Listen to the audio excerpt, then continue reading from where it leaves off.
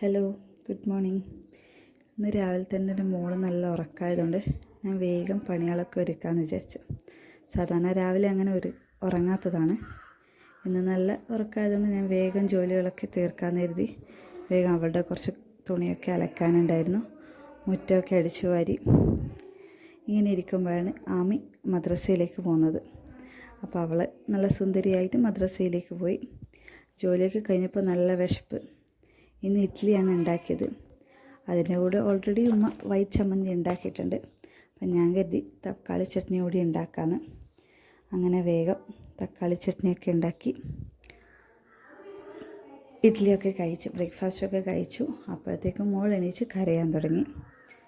പിന്നെ അവളെ പോയി എടുത്തു, അവൾക്ക് പാലൊക്കെ കൊടുത്തു. അപ്പം അടുത്ത വീഡിയോ ആയിട്ട് കാണുന്നവരെ എല്ലാവർക്കും ബായ്.